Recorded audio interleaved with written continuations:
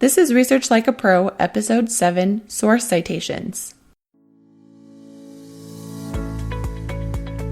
Welcome to Research Like a Pro, a genealogy podcast about taking your research to the next level, hosted by Nicole Dyer and Diana Elder, accredited genealogy professional. Diana and Nicole are the mother-daughter team at FamilyLocket.com and the creators of the Amazon best-selling book, Research Like a Pro, A Genealogist's Guide.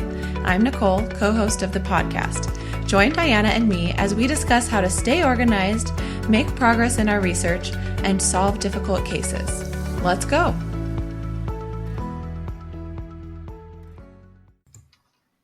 Welcome to Research Like a Pro. Today we're talking about source citations. I'm Nicole. And I'm Diana. Hello, everyone. Hello. I'm going to share some announcements. This is the last week to register for the study group and e-course. The study group is full price now, $160, and there might not be any spots left. Maybe, we're not sure. We are recording this a couple of weeks in advance of the release date. So go ahead and check the study group to see if there's any spots left, but you should be able to get into the e-course because we haven't limited that to a certain number of spots, and that's $99. And the registration for that ends on August 31st.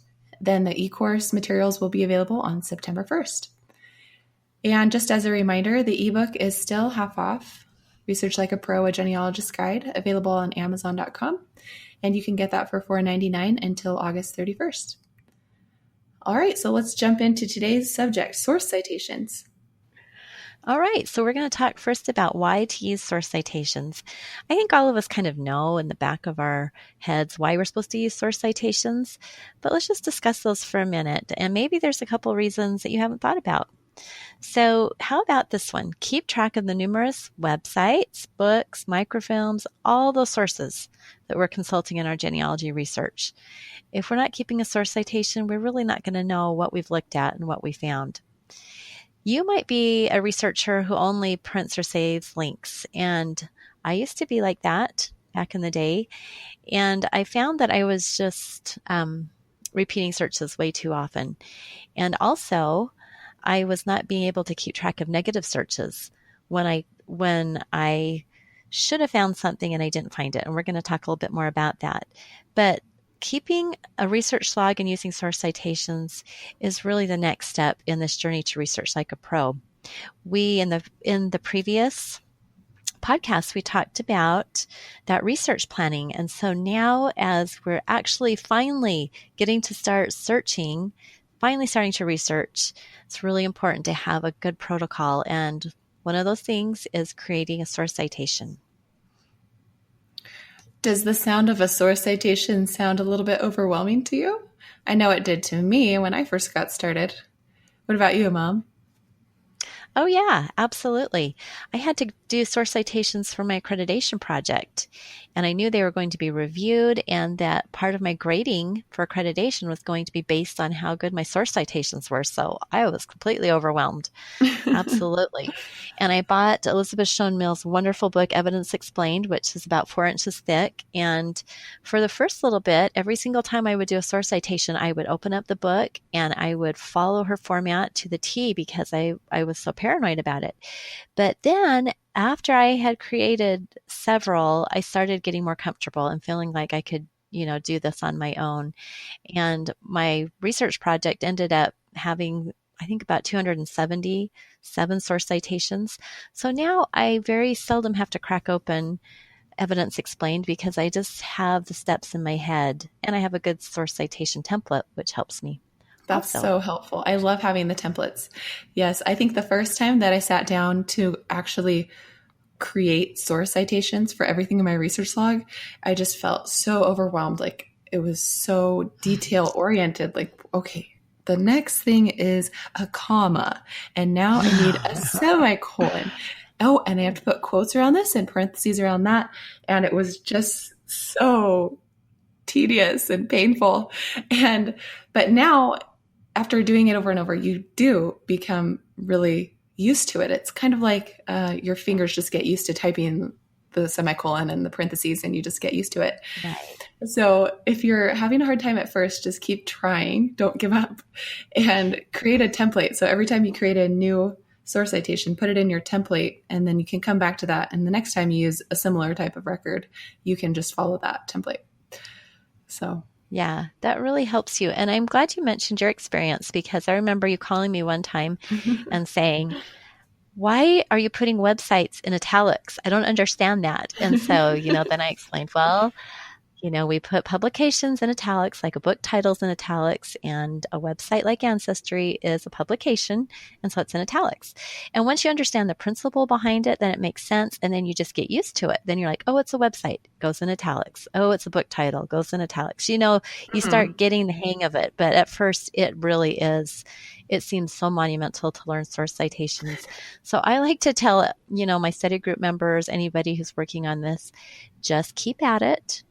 It's okay. You will gradually get better and better, and you're going to really reap a lot of benefits if you figure out how to do source citations. Two really good sources when I was learning were Chapter 1 of Evidence Explained by Elizabeth Schoen Mills, because she does go over the basic principles behind citation, and her website, Evidence Explained. Isn't it a great website? And the forum there, you can just search for all these different things, and people have asked all kinds of questions about how to do certain citations, and she answers. It's amazing. Yeah, that is a really good forum. And that's free. If you don't want to buy the book, you can just use the website. I'm really glad you mentioned that. Great, great, great. So we're going to let's do a little bit of a story here. And if you've got the book, then you've already heard the story, but maybe I'll add a little bit more to it.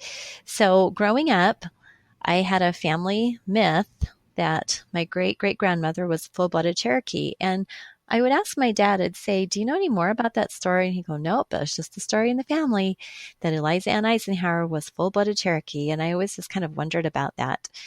And so, oh gosh, it was 2003 when we had just barely started doing family history. And it was so exciting because I put a tree, Nicole and I, we did that tree and we put it out on RootsWeb, our very first publication of our tree on RootsWeb. This was before you could do an ancestry tree. And so everybody put their stuff on RootsWeb.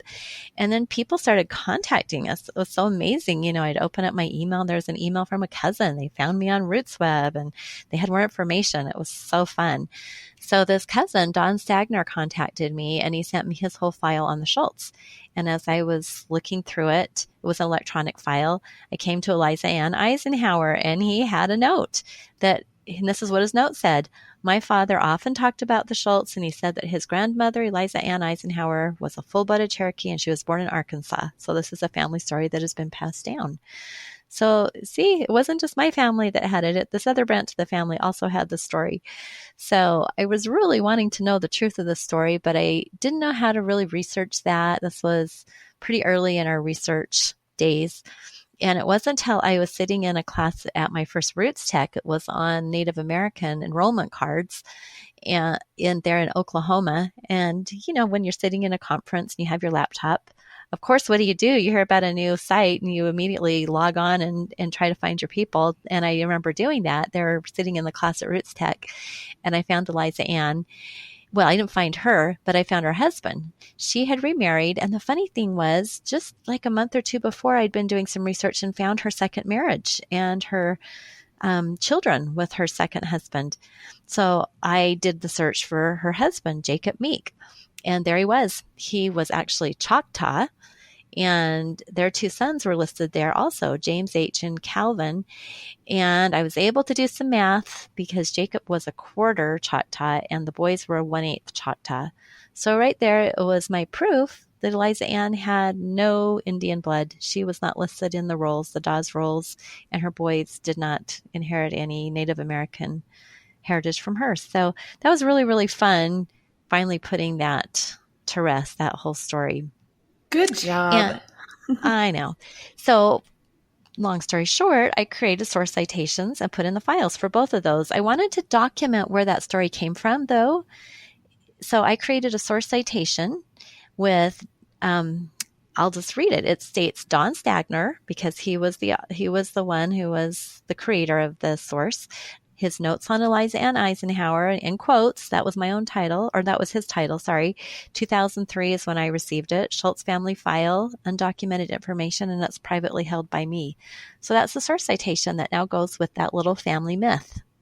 And it's really nice to have an actual source for that. Even though it's not accurate, it still documents that myth. Yeah, I like And that then, you of course, acknowledge it yeah. because if you just ignore that family myth, somebody might still have the same question. Where did that come from? Right. And Don was quite a bit older than me. I think he's since passed away. And so his generation, his dad, was pretty close to that generation. Eliza Ann died. I believe she and Jacob died of the flu or something in the early 1900s. And so I think a lot of that story kind of got lost because she died so young. So anyway, it is important. It's important to cite all these little things because then as we write our research reports, we can talk about that, how it was a story, but then we found the Dawes rolls. We have a citation for their actual enrollment cards, and we can just prove the whole family story. So how did you cite the card on the Dawes rolls that you found? Well, because I found that online, I started off with the actual title of the ancestry collection. And so I use quotes around that because it is a title. So the title of it was U.S. Native American Enrollment Cards for the 5 Civilized Tribes, 1898 to 1914. And I often will just copy and paste that from the website right into my research log, where I create my source citation.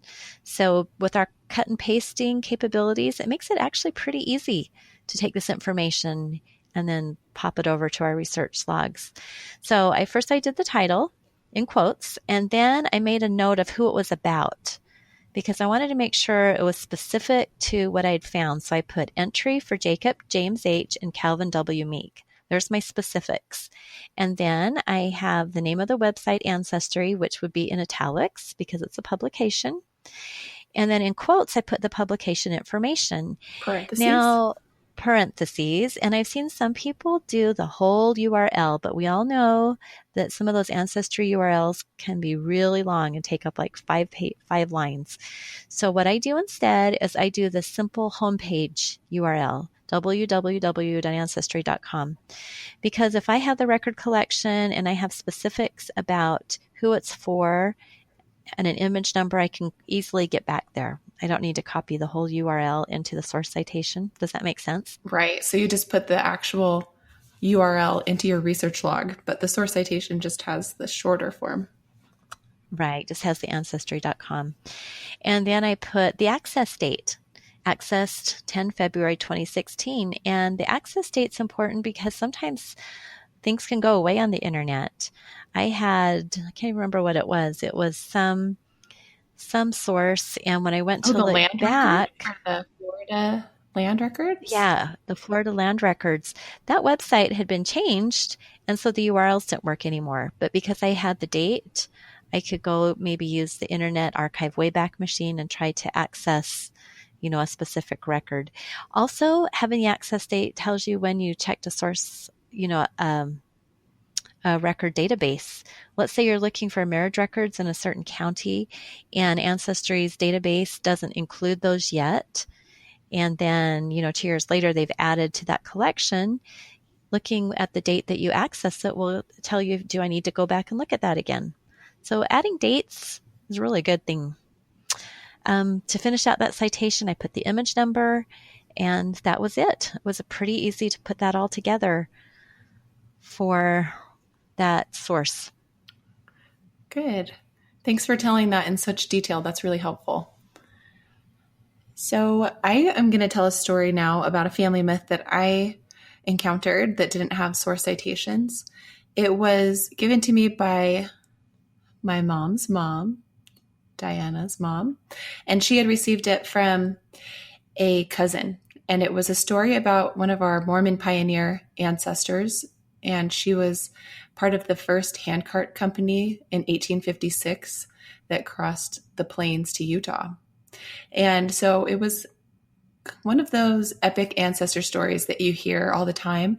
But the new story about her was called The Revised History of Sarah Jane Miller.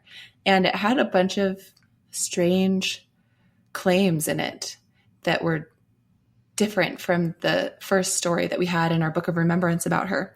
And the researcher had gone back to England to Sarah Jane's place of birth and had looked in the parish registry book for her birth entry and hadn't found a baptism entry. And so because she couldn't find the record she was looking for, she came up with a new theory, and she wrote down her theory as if it were fact, but she didn't include any source citations, and it didn't really ring true to me. So I launched into a huge research project to find out the truth about Sarah Jane's birth. One of the claims that the researcher had made was that Sarah and Elizabeth, her sister, had switched identities, and that Sarah, our ancestor, was actually her sister Elizabeth, who took on her younger sister's identity so that she could get a cheaper passage on the ship. So anyway, I didn't feel like it was true. And after I went through the entire research process and finding Sarah's birth record, which was recorded on the civil jurisdiction level in 1841 in England, I found that birth record, and then I found her sister's birth information, and then I found both of their lives, all documenting their lives going forward in time, showing that they both lived to adulthood and didn't change identities, and was able to kind of prove the other history wrong. And when I was finished, it was so delightful to write a report with citations in the footnotes. And I just felt like finally Sarah Jane's story has been told correctly. I know, that's awesome that you totally vindicated her. She was not here under another name. And it's really funny because sometimes I think when something is published, I mean, this other history was published and it was distributed widely in the family. And so we still run across it here and there.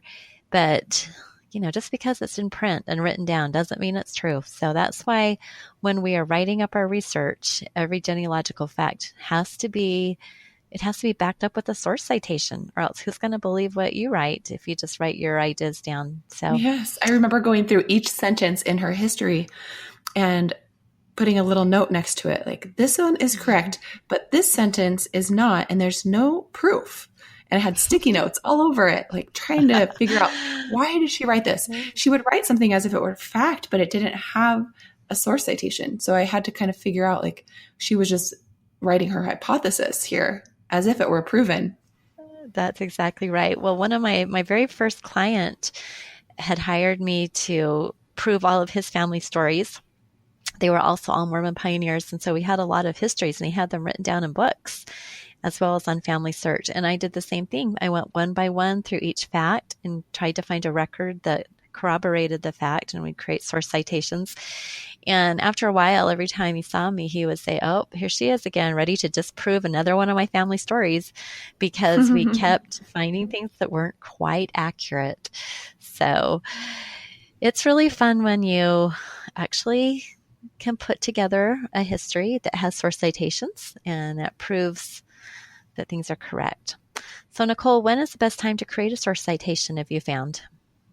The first time you look at it. I have taught you that. Yes. So now that you've done it, do you agree? I do, because then you don't have to go back to look at the webpage again.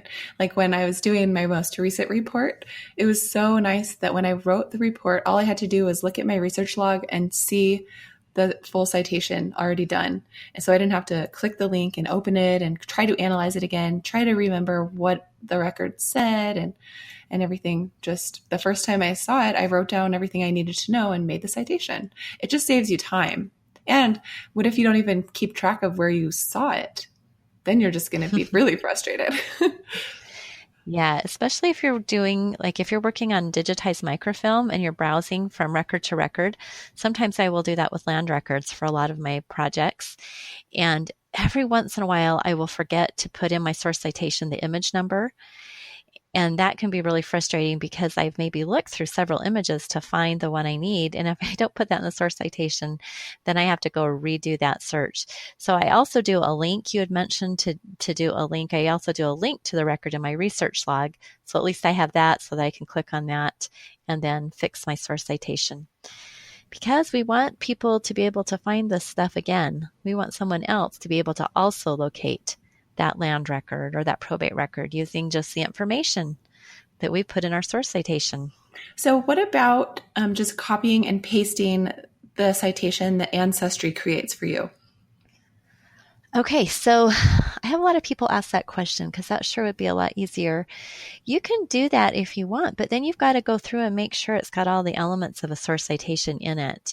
And we're going to talk about those elements of a source citation. So if you really want to do that, that's better than nothing. But then go through and change it up. Make sure you're getting things like the image number or the name of the person that the record is about. Kind of do some double checking. And I've noticed that source citations are getting better and better. A lot of the ones on Family Search now are really good. But I still like to check just to make sure, because in the original days, a lot of the source citations weren't quite as, they didn't pinpoint things as well. They weren't quite as accurate. And of course, if you're looking at something, a record on the internet in like a whole different website, you're not going to have a ready-made source citation. So you're going to have to do it yourself, which is why we're going to talk about how to do that. Okay, so before we jump into that, let's just talk really quickly about, I think we've covered a lot of these, when you need to create a source citation. So you might be putting a new source document on Family Search Family Tree. Maybe you've inherited something. I inherited a lot of things in my dad's file that I've scanned and since put on Family Search. And people want to know where the stuff comes from. So just creating a source citation for those documents, those letters, histories, whatever, then people know exactly where it came from and gives a lot of validity to the source. And then, we have personal databases. I use Ancestral Quest. We also have Roots Magic. Other people have Legacy. And those have templates and things to help you create a source citation and to enter a source into your database. So if you like using that, you can do that. That can give you some help. You might be sharing a source document, just sending an email with an image of a document. And you'll want to include a source citation so somebody knows where that image came from. We already mentioned if you're writing a book, of course you want it sourced. If you're writing a proof statement where you're trying to prove something that's like a lot of indirect evidence, you definitely have to have citations. And you might be just wanting to get something published. Maybe there's a quarterly, a magazine that you want to get your research published in, and they all require source citations. So it's really valid to learn how to put one together. Okie dokie. Well, let's move on to our next section, which is about sources versus source citations. So what is a source and what is a source citation? It's important to have these distinct in your mind. A source is a document, book, article, microfilm, photograph, website that gives you information, which then becomes evidence in proving a conclusion. So the source would be the article or the microfilm. The source citation is the statement identifying the specific location of a source and the details about that source. So keeping those distinct in our minds will help us as we go forward with creating source citations. A citation is that statement that identifies the specific location of a source. Right. And one of my favorite, when I was doing this class for Roots Tech, I talked about a source that was kind of a funny source, and that is my dad's Navy pants. So I discovered his Navy pants in my mother's hope chest probably a few years ago. And on the very inside of his pants, it has his name and it has his unit number that he was in the Navy, which is really fun. I mean, that seems like a really funny source, but it provides evidence that he was in the military, that he was in the Navy, and what unit he was in.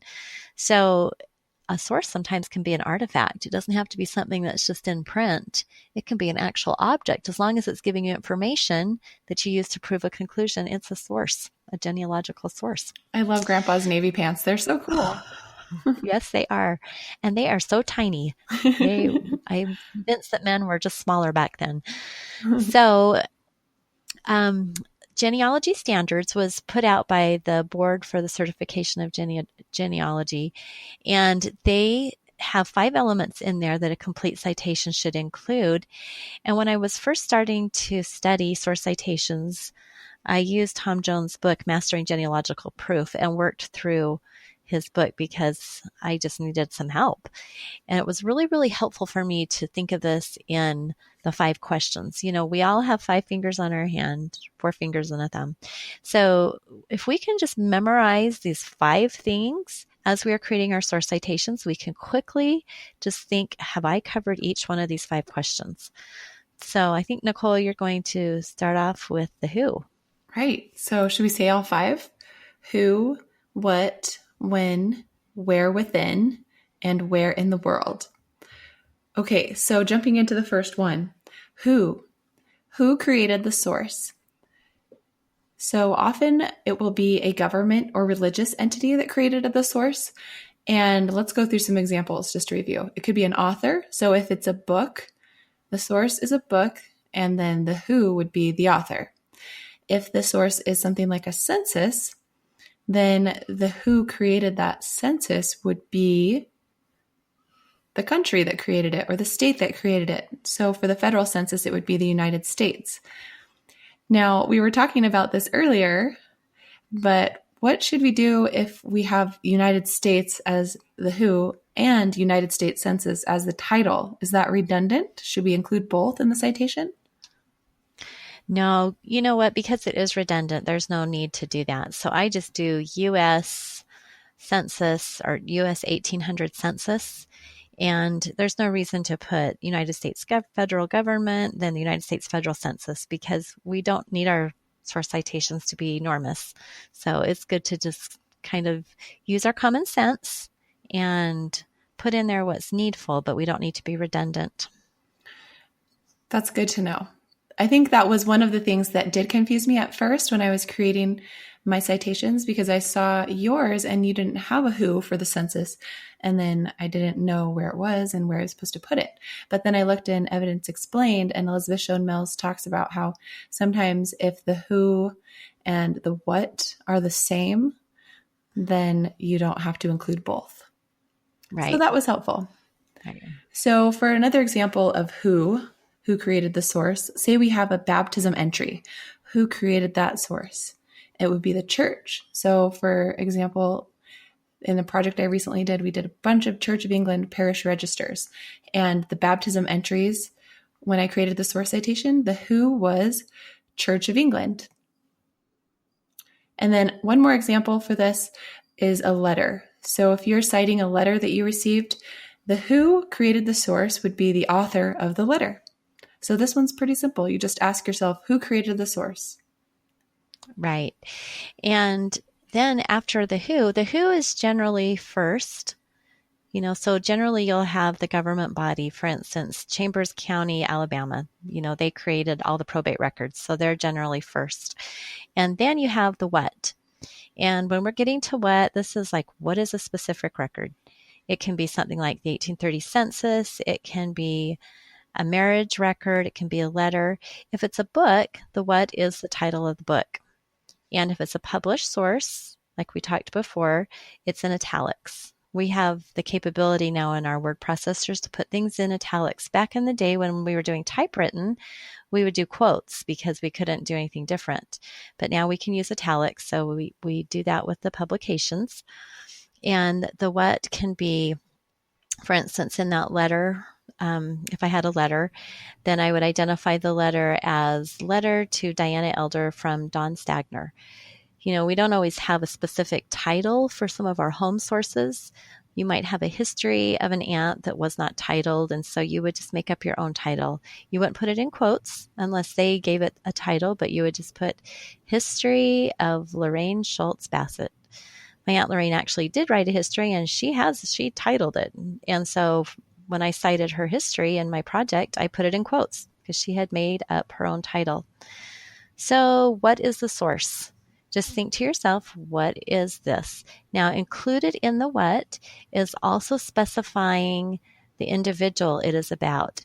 So don't get confused. This is another thing people get really confused about. They want to think that the who is the person that's being talked about. So let's go back to that baptism record that you talked about, Nicole. Let's say that we have John Smith's baptism in the Willenhall Parish Register. So the who is the Willenhall Parish. They're the ones that created the baptism record. The what is the entry for John Smith. So the who is not John Smith. He didn't create the source. He is what the source is about. His entry, his baptismal entry in the parish registry. Does that make sense? Right. Nicole? Yeah, that makes sense. Okay, so don't get confused with who being the person we're talking about. The person is actually included in the what. So the next part is when. And I think that, Nicole, you're going to talk about when. Okay, so the next part is when was the source created, or when did the event occur? And it's, we should be specific with a month, day, and year if we have it. So for example, the book would be the date of publication. So when you're citing a book, you remember from college that you always put the year that book was published. Then for a census, you would put the year that the census was from. So 1830 or 1880. And then on a church record, a parish baptism entry, you would put the actual date of the baptism, the 1st of July, 1841. Then if there's a letter that you're creating a citation for, you would put the date that it was written. But sometimes we have undated things or undated letters. So we can try to guess, or we can just put undated in the citation. Right. And we can only just keep in mind, we can only give a few examples for each of these. So I guarantee you're going to come across sources and you're going to have questions about how to do that, about how to answer each one of these questions. If you are just attempting and trying to get information in there, it's going to be sufficient. So don't stress out too much about having perfect citations. The important thing is you're getting something in about each of these categories to the best of your ability. So when I did the when for my Aunt Lorraine's history, it was not dated, but I made a guess because I knew she died in 2000 and I knew my dad was working on gathering histories in the 70s. So I put a guess of, I just put written between 1970 and 2000. That was my best guess. But, that gives at least something. That lets me know that she wrote the history towards the end of her life. She didn't write it in 1930 when she was a young woman. So, we can do estimates. That's okay as long as we put in there that it's an estimate. So let's talk about the four things. So far we've got the who created the source, what is the source, and when was the source created, or when did the event occur. Now we're going to talk about where within is the source located. So let's just use an example of a book, because books are probably the easiest things to cite. So we have a book, we've got the author, the title, we've got the date it was published. Where within that book is the information that we're using? This is pretty easy. This would be a page number. What if I'm looking at a microfilm and I reference like a land record and I find the specific land record? Where within that whole microfilm is the land record? Well, there could be a couple things. I could do a page number, because the books were usually, that are microfilmed are numbered. But then I could also put the image number, which is very important to find that again on the microfilm that's digitized. So you're thinking about where within that entire source is the specific thing that you found, the specific piece of information you found. If it's a census, then we cite the census page or the sheet number or both. Sometimes you'll see on the census records that they'll have two numbers. And so, perhaps they were numbering it for the county and then for the state. Sometimes I've seen death certificates that have 2 or even 3 document numbers. And in cases like that, I just say put them all in there, because who knows which one you would need to actually go find that at an actual image or at the actual document at the Texas Archives or wherever that document is. The census, you also can put in the family number or the line number if it, it's one of the early censuses. If it was one of those church registries, you could put in the line number, the entry number. Just try to look at the record and try to think, if somebody was trying to come to this record collection, how are they going to ever find this particular source within this collection? And try to just give them help, or to give yourself help getting back to it.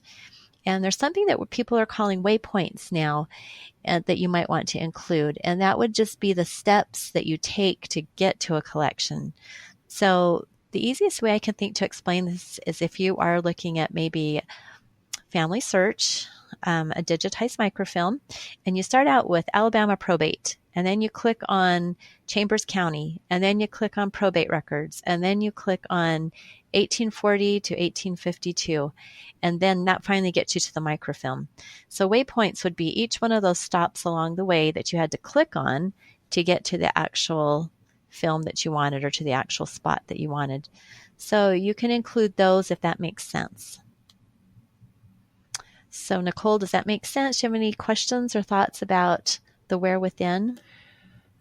No, I think that you explained it very well. I think it can be tricky at first when you have the two different wheres, but just remembering that it's where within and then where in the world is the source, that can help. I think sometimes in my mind, I think of where within as where within is the record that I found located. Because sometimes in my mind, I differentiate record and source. So I think of the source as like the whole collection, and then the record I think of as the exact information or entry that I located. That helps me. Right. The page number, the image number, the exact little, yep. Yeah. So should we talk about where in the world now? Yeah. Okay, where in the world is the source? So this is the publisher's location, or it can also be the URL of the document that you found, or it can even be the location of an unpublished document, like even a repository, I believe. Is that right? That's right. So for a book, the publisher's location, that's pretty simple. It's located on the title page. You just check it out and say, okay, the publisher's located in New York.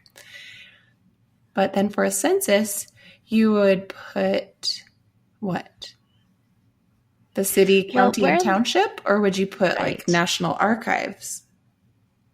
Well, where in the world can have a couple different things. And sometimes I do multiple things for where in the world. So yes, in a census, absolutely you want to have the location. So you'd have the city, county, state, the country, whatever the location is. But then, and we're going to talk about layered citations next, but I also like to put the website. So where did I look at that census? I looked at it on Ancestry. I looked at it on Family Search. I looked at it, whatever website I looked at it.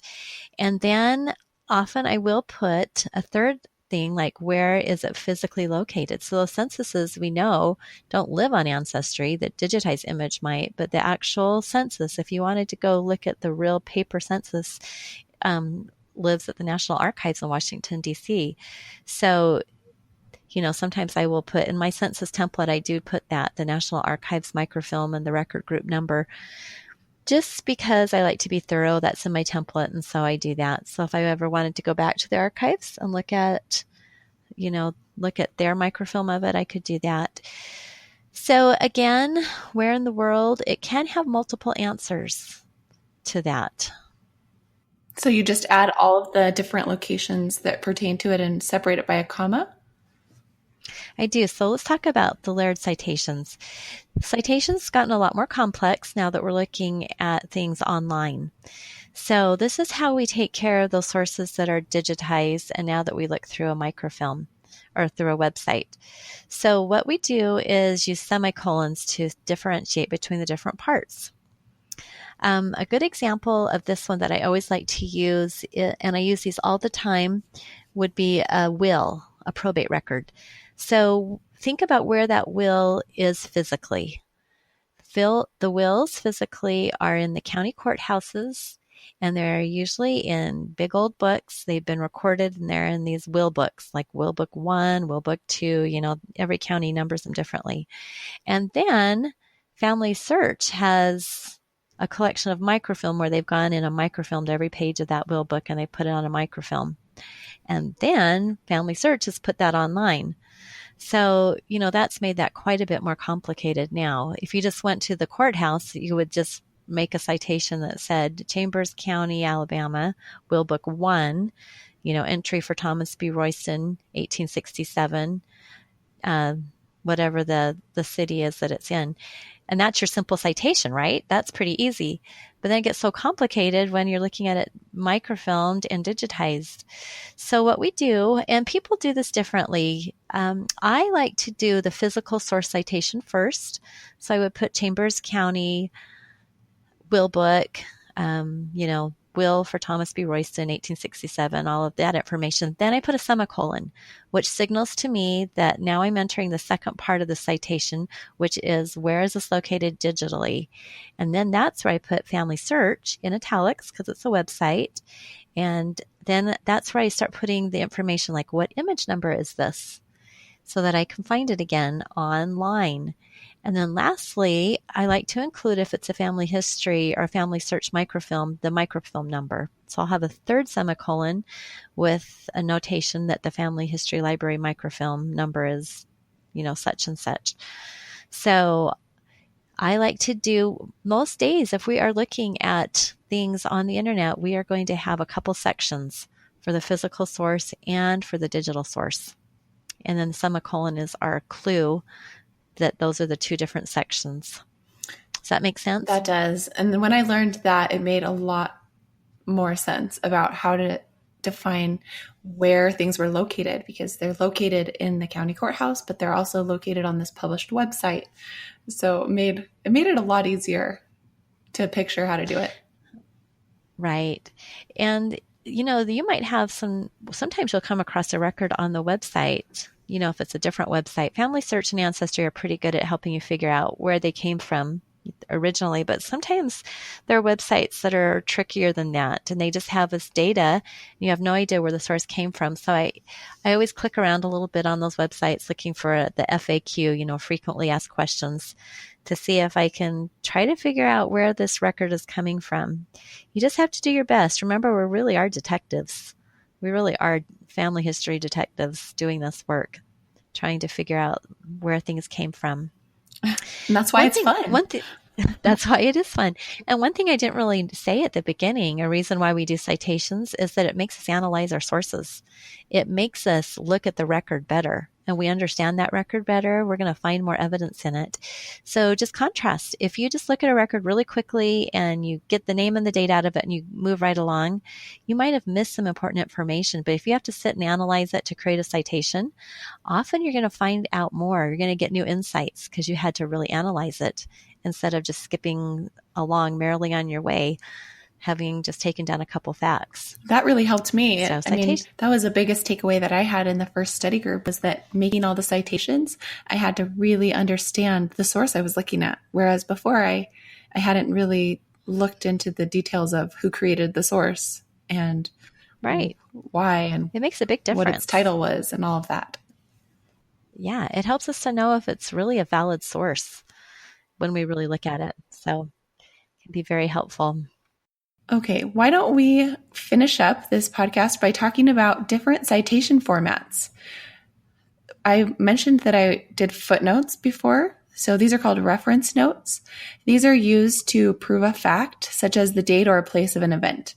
So like we mentioned, in a report or in a book, every time you mention any kind of fact that isn't widely known, a genealogical fact, then you need to add a reference note at the end of the sentence and then create a footnote or an endnote in your report or your book, or an endnote in your chapter. So these reference notes tell about one detail. Then you have the source list entry. These are often called bibliographies. This is the master list of books or other sources that were consulted in the research. And sometimes this can be included at the end of a book or an article. So it's not a specific entry about what page number or details that you found on the record. It's just a list of all the different sources consulted. And it's usually at the end of a book. And bibliography, we all remember what that is from our school days. And in the source list, this is usually the author is listed alphabetically by the last name, or the who created it. That can be how you list it. Good. And keep in mind that in your regular genealogy, you probably won't be using source list entries. But if you're writing a book, that's when you would, at the end of the chapter, at the end of the book, that's when you would put in your source list. So for the most part, with our genealogy facts, we are using the reference note format. These are the footnotes. This is what we put in our databases. This is what we upload as a source to Ancestry or Family Search or it goes along with our source. So our source citations are generally in the reference note format, unless we're doing a book or an article, and that would be source list. So we've talked all about source citations today. Either you're hopelessly confused or you've made some clarity. Luckily, you have a lot of different places that you can go to learn more about this. You can go to the book. You can dive into Evidence Explained. You can look at the website. I have, for at least another few months, I have my Roots Tech class of source citations is up on the Roots Tech website for the 2018 presentations, and you can basically see a whole presentation with slides about this.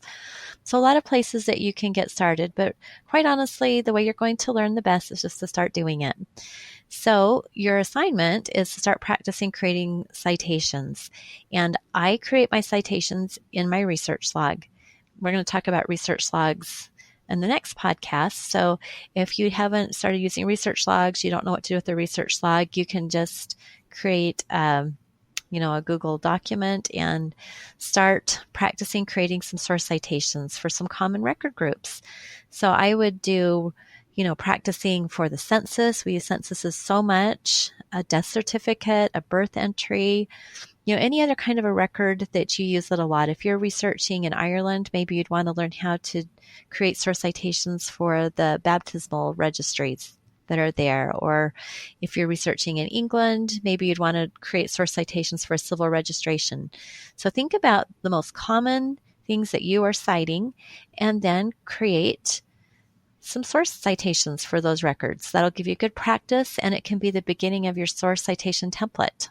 Yes, and if you use a genealogy software program, you might want to start there and use the fields that they have to kind of guide you. But then as you get more experienced, you might not want to use those anymore. And I know Diana, she creates her source citation in her research log and then copies and pastes it into the notes section of her genealogy software and database. And you can also just copy and paste that into your report. So just do what works for you, but you may not like the different fields that your genealogy database software gives you. Maybe you'd like to format it the way that you like it. And just remember, you can use the notes section for that in your database. Right. I had to do that when I did my accreditation assignment because I had to submit everything with the family group record with source citations, and my database was not letting me do anything that I wanted to do. And so I basically ignored all the templates, created my citations in the research log, and then just pasted it into a different field in the database. So yeah, this is fluid. I like when you said that, whether this podcast or one before, that this whole process is fluid. So we're giving you lots and lots of different ideas and principles, but it's important for you to use them in a way that works for you, that's going to make your genealogy the best that it can be. Well, that was a fun episode today. We talked so much about source citations. I hope you learned something, and we will talk to you guys next week for research logs. All right. Have a great week, everyone. Bye-bye. Bye. Thank you for listening to Research Like a Pro with Diana Elder, accredited genealogy professional, and Nicole Dyer. We hope that something you heard today will help you make progress in your own genealogy research. If you like what you heard, please leave us a review on iTunes or Stitcher, or visit our website, familylocket.com, to contact us. You can find our book, Research Like a Pro, A Genealogist's Guide, on Amazon.com and other booksellers. We hope you'll start now to research like a pro.